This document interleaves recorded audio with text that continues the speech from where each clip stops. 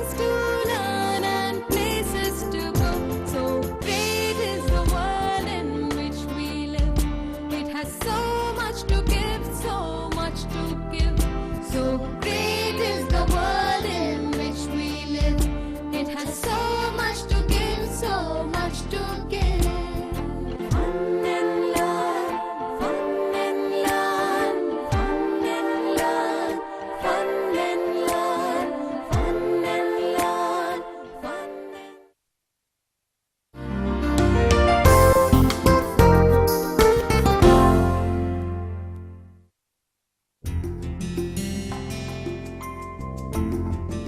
Hey guys, what's this English grammar all about?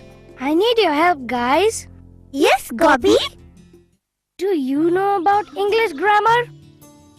Hey guys, what are you all talking about? No, Gobby. Let us ask Sandy and Trisha.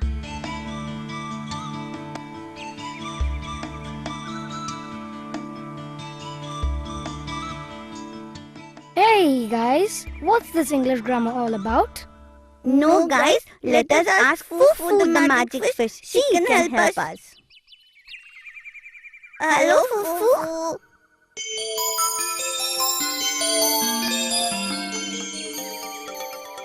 Hello, children. What's the problem?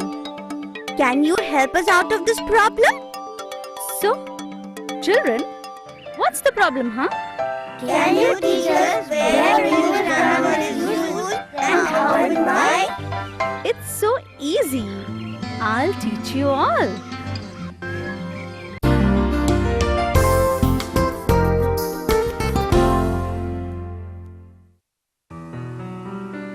Hello, children. Now, let us all learn more about nouns.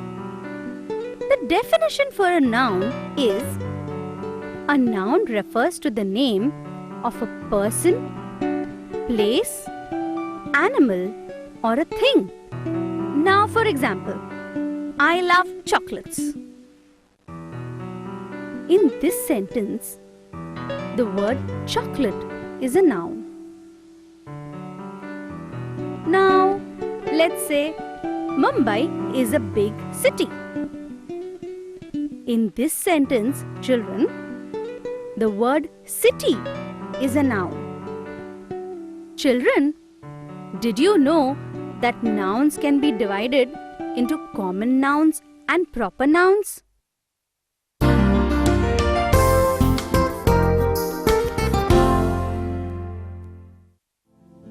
Common noun refers to the common name of a person, place, or thing. Say, like the words school, dog, tree. All these words are common nouns.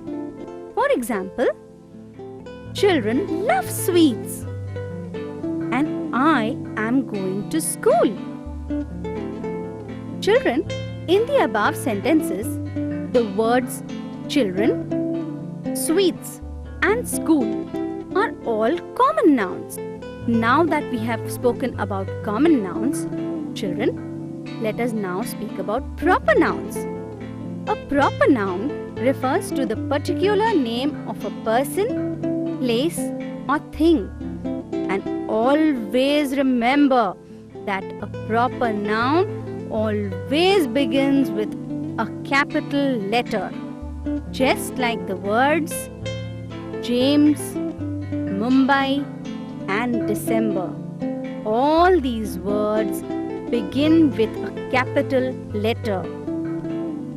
For example, Tom likes toys and Jenny is a good girl.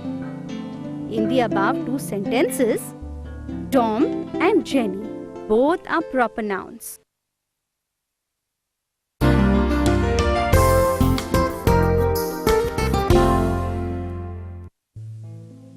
Well, children, do you know what a collective noun is? No? Never mind, I'll tell you. A collective noun refers to the name given to a group of people, animals, or things. Say, for example, an army of soldiers or a flock of sheep. Let's see some more examples of collective nouns. The crowd was shouting, I have got a bunch of flowers. In the above sentences, children, the words crowd and bunch are collective nouns.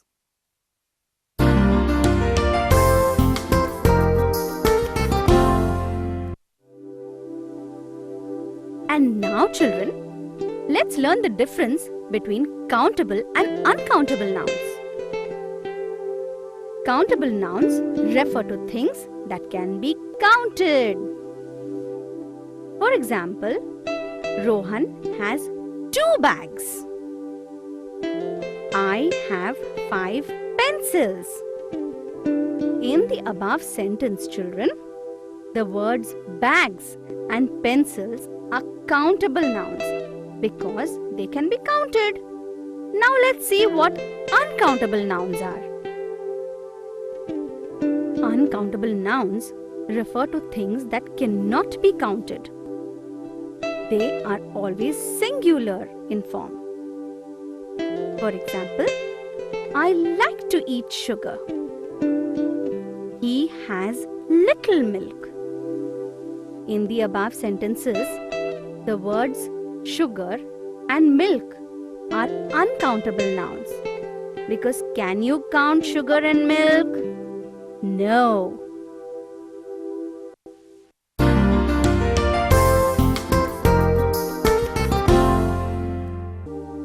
Children, did you also know that nouns can be singular or plural?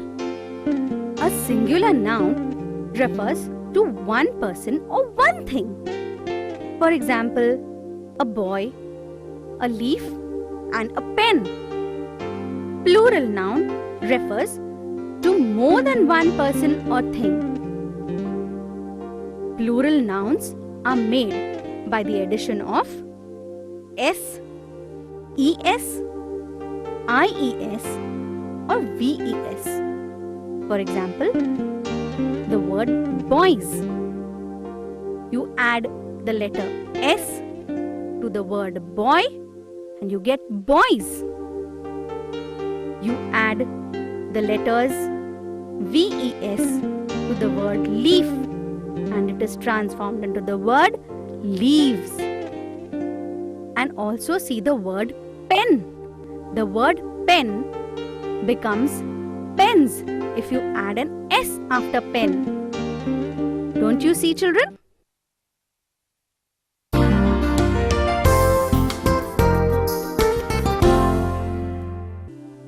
Children, did you also know that there is another type of noun called the possessive noun? Now, a possessive noun refers to the relation of a thing to the person. A possessive noun is made by adding apostrophe s to the noun. For example, this is Ram's umbrella. The above sentence shows that the umbrella belongs to Ram. Today is Maya's birthday party. The above sentence here shows that the birthday party is of Maya.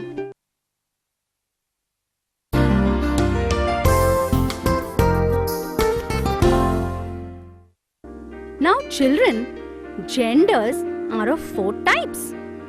Let us see what they are.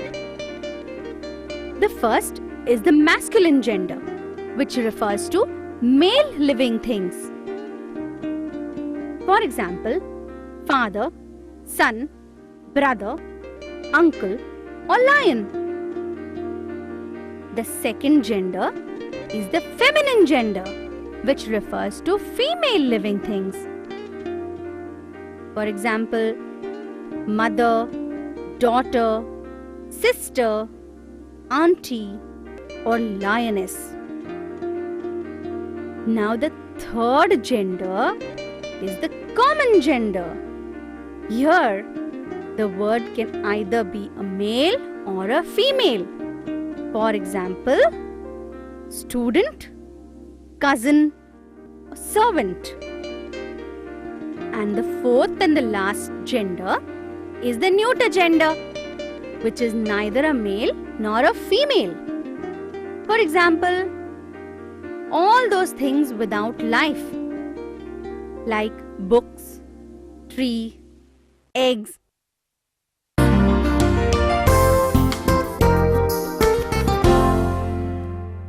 Children, do you know what compound nouns are? I'll tell you. Compound nouns refer to the new word formed by combining two or more words. For example, class plus room equals to classroom, and ice plus cream equals to ice cream. I'm sure you all love ice cream.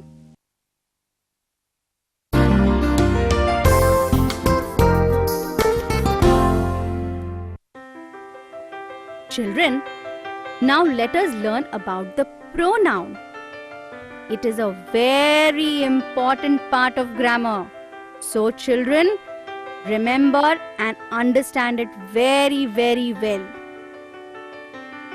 A pronoun is a word which is used in place of a noun.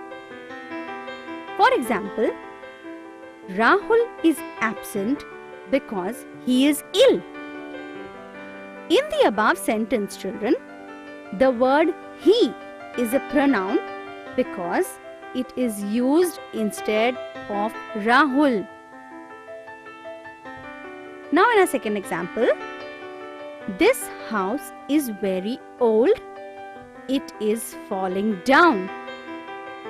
In the above sentence, the word it is a pronoun because it is used instead of the thing house.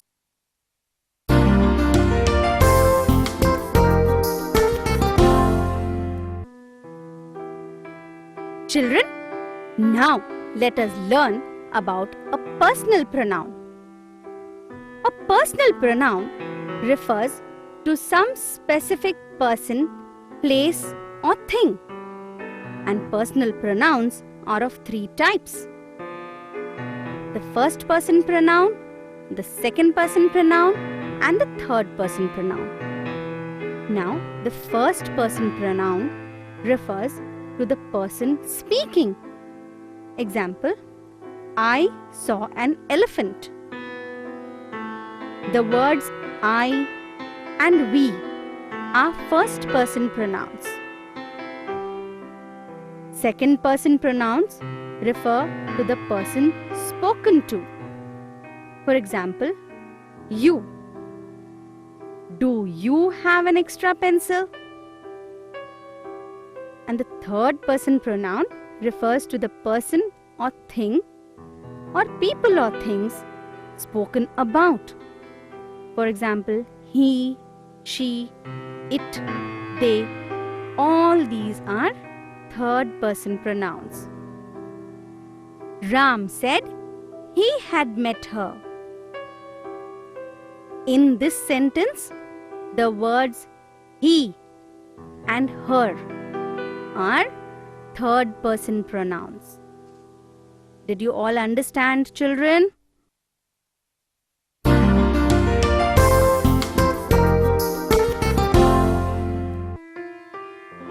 Okay, children.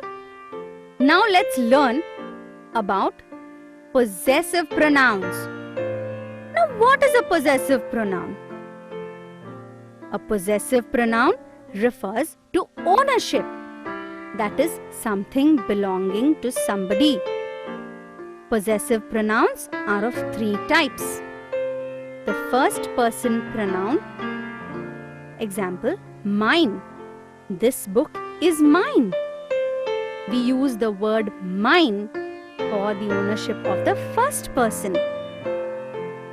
The second person possessive pronoun. This book is yours. Here we use the word yours to refer to the ownership of the second person.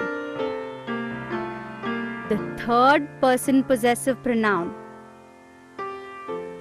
This book is hers.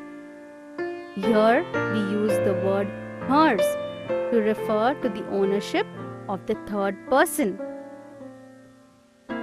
Words like his, hers, theirs, all these words are used as the third person possessive pronouns.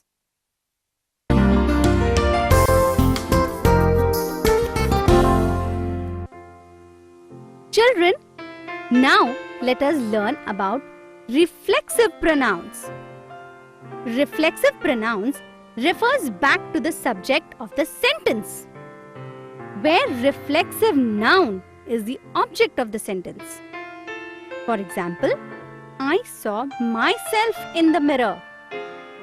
Here, myself refers to the person or thing that is the subject. A reflexive pronoun can also be used to emphasize nouns and pronouns. So, it is also called as emphatic pronoun. Example, Tom has done his work himself.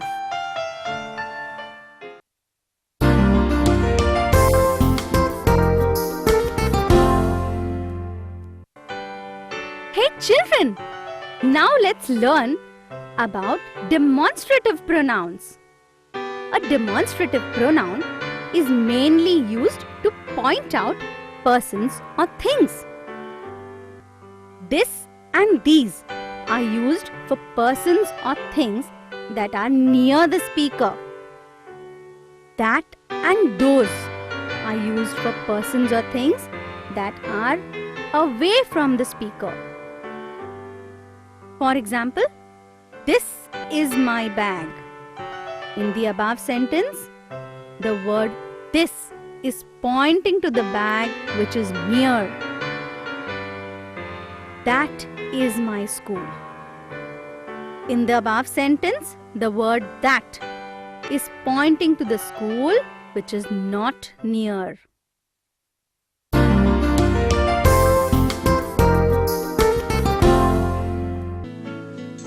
Okay children, now let's all learn what are interrogative pronouns. Oh my, what a big word that is. An interrogative pronoun is used for asking questions like what, which, who, whom and whose. For example, what are you doing? Which color do you want? I'm sure you all keep asking questions all the time.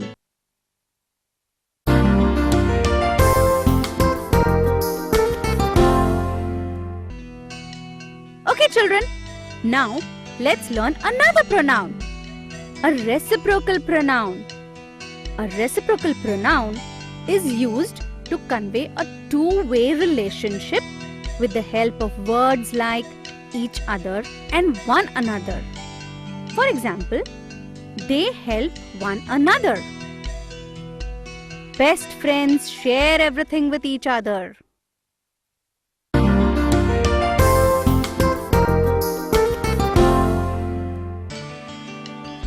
Children, now let's learn about indefinite pronouns. An indefinite pronoun refers to a person or thing in general, but not to any particular person or thing. Some indefinite pronouns are all, any, some, none. For example, we did not see any of them again. Is anyone there? Someone was sitting in my chair.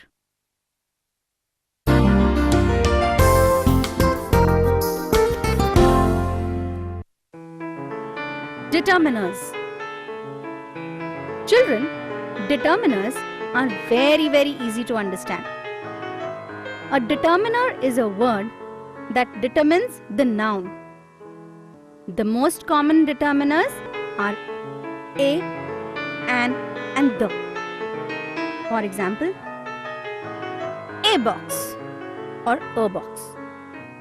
An apple, the rose. The words a, an and the help the reader or speaker to understand whether we refer to a specific person or thing in general.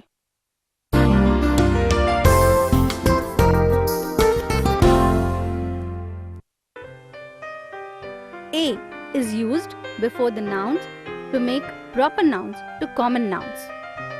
An can be used in front of the words starting with the letters A, E, I, O, U, which are vowels.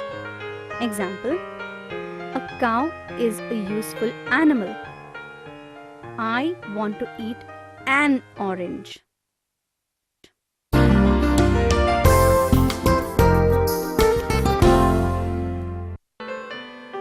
The is a definite article and is used for a particular person or a thing. Example: he can play the game.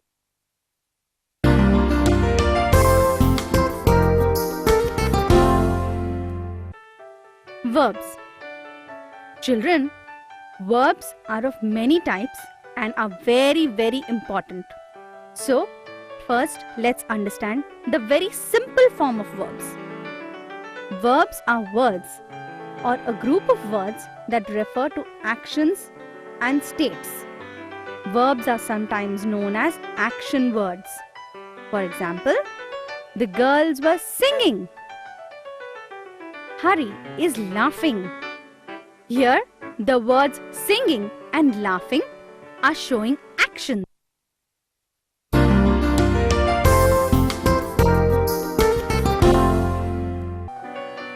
Primary verbs are be, have and do. The following table explains the role of these primary verbs. For example, what is your name? In this sentence, the word is the verb of be in simple present tense. Where were you? In this sentence, the word were is the verb of be in the simple past tense.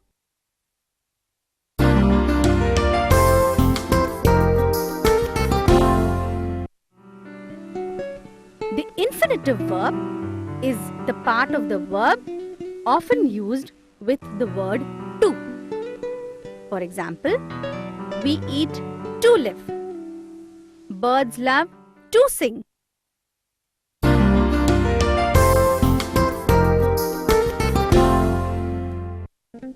Participle verbs are of two types. Verbs with present participles formed with ing. For example, a girl is carrying the basket. We are standing in a queue. Verbs with past participles formed with using ed or en. For example, I finished my work. Ram has given me a book.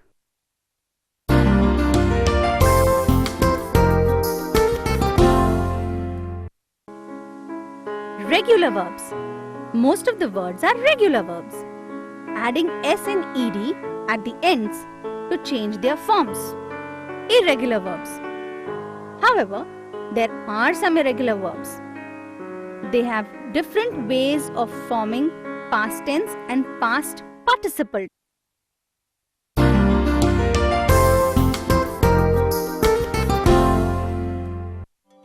The imperative verb. The imperative verb is used to give orders, instructions, or to make suggestions. For example, please keep your mouth shut, or open your books. The imperative verb is made from the basic form of infinitive verb without using to. The imperative form is only used when we are talking to another person.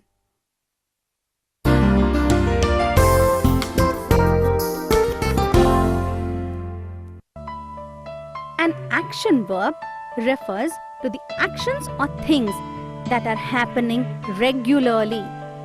For example, I do my homework every day. Or, Mom cooks the food for us every day.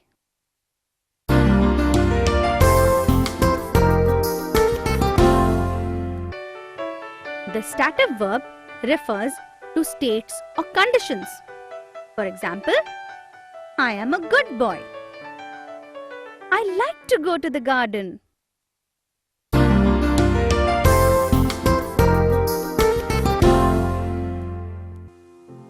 Saying verbs refer to the verbs that express what we or other people speak, like tell, whisper, shout, say, reply, etc.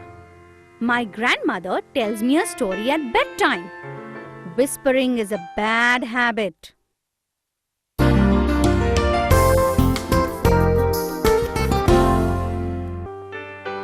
A phrasal verb with a verb, an adverb, or a preposition gives a special meaning.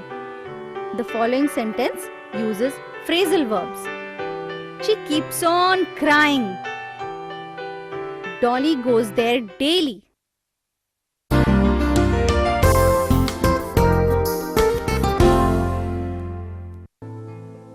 A transitive verb means the action which passes over from the subject to the object. For example, the boy kicks the football. The verb passes from the subject to the object. He spoke the truth. The intransitive verb means that the action does not pass from the subject to the object. For example, the boy laughs loudly. How do you do? Here, the verb stays with the subject only.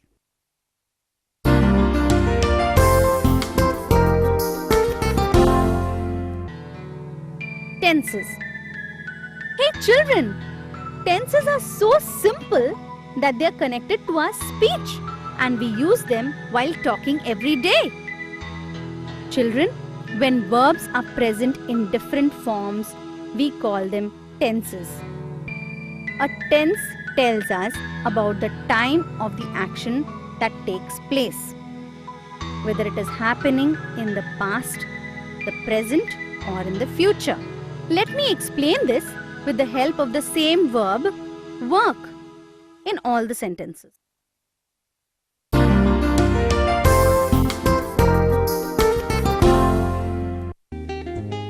Present tense. Simple present tense. This refers to actions and events that are taking place in the present and are happening regularly. Example, he works hard. Present continuous tense. This refers to actions and events that are happening now in the present. For example, he is working hard. The present continuous tense has a formula you should remember. The formula is simple present tense of be plus present participles of the main verb formed by adding ing to the verb.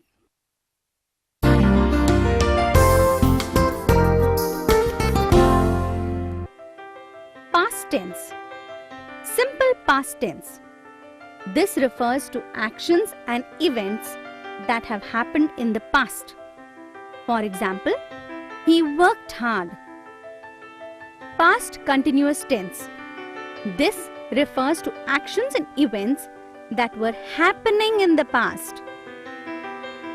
The formula for this is simple past tense of be plus present participles of the main verb formed by adding ing to the verb. Example, he was working hard.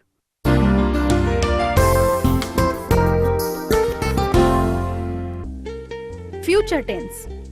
This refers to actions and events that have not yet taken place but would happen in the future. Words like will, shall, should, going to are used. For example, he will work hard.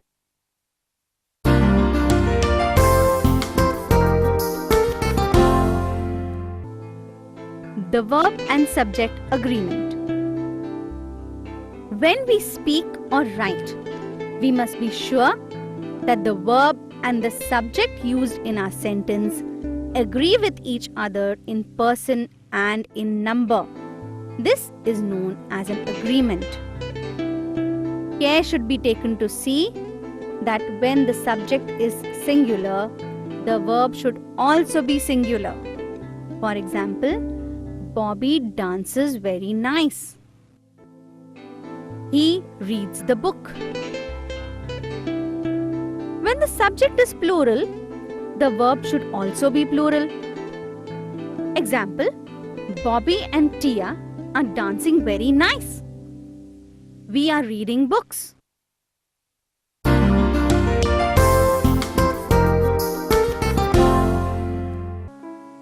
Model verbs.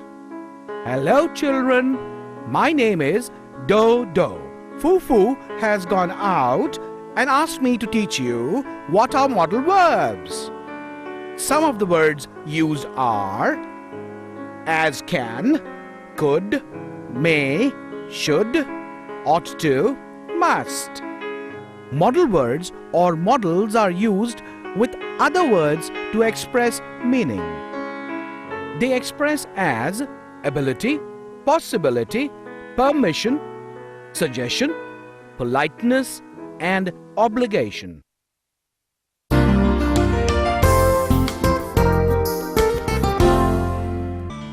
Can usually expresses ability or capacity, permission. Can you lift this box? He can work hard for his exams. Can I come in?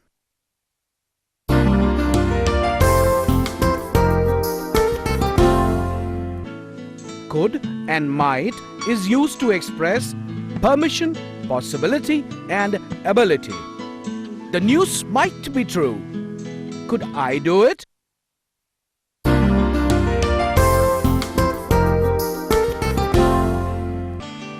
May is used to express permission, possibility, and impossibility.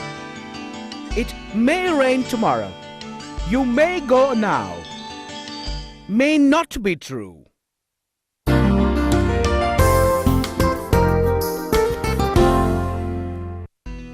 Should is used to express duty, obligation, possibility. Children should obey their parents. He should be in the office now.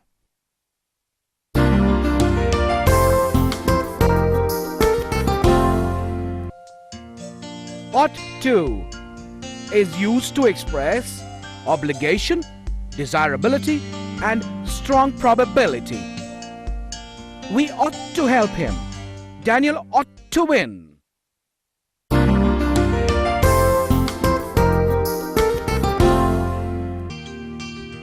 Will is used to express request, invitation, or probability.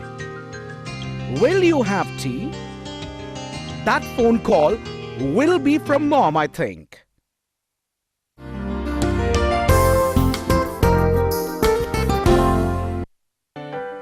Must is used to express necessity, obligation, determination.